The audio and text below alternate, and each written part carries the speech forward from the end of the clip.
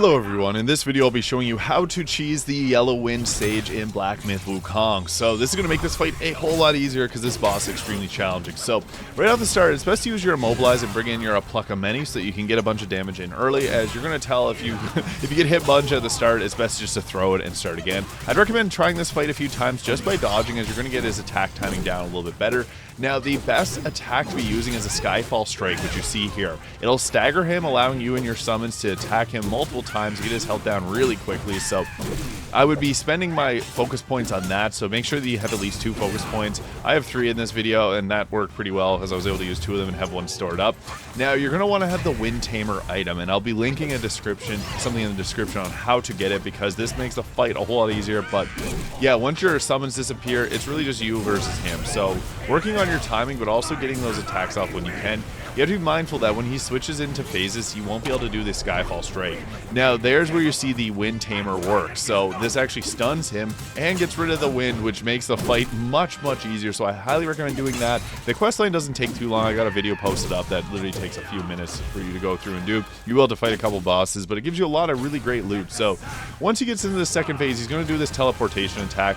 Now, it's not too far different from what the attacks you've already been seeing from him. The best strategy is to actually dodge roll towards him. I wasn't doing that, and as you can see, I got hit there. So don't panic dodge away. You want to dodge towards him. As you see there, we were able to survive that. So yeah, using Skyfall Strike here is your best option, as you can knock him down right on the ground and then continue to pummel away and get his health down. We already have him below half, and this is a pretty challenging fight. So make sure you got your skill tree upgraded to the point that when you use Immobilize, it lasts for longer the more times you hit.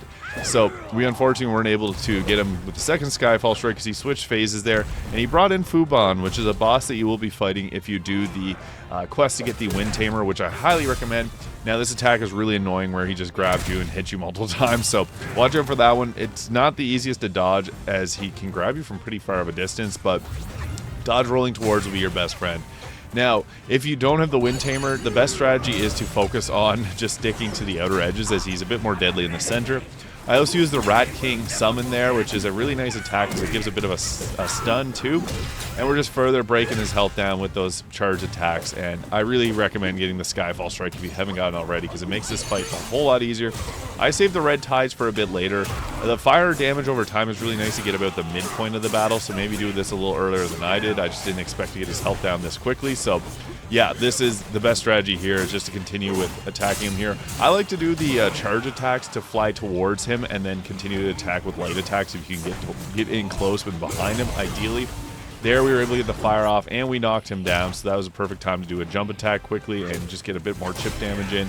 But again, dodging towards him, using everything you got at your disposal near the end to be able to take him down is kind of the best strategy here. Now, I didn't even use that many of my healing items at this point, so that was pretty good. But don't be afraid to use them, because he can take out your health really quickly. There's many attempts that I had where he just shredded my health down way before I could even get a thought in. So the last few moments, I find he is a bit more aggressive with his attacks, because he has the cyclones that fly around, so you have to watch out for those. But he also will be doing these teleporting attacks frequently, so you just got to try and close the gap as much as possible. I use an item there to increase my health as well, so feel free to use those items too, because they'll boost your damage up. And that is how you can cheese the Yellow Wind Sage in Black Myth Wukong. Hit that subscribe button if you found this video useful.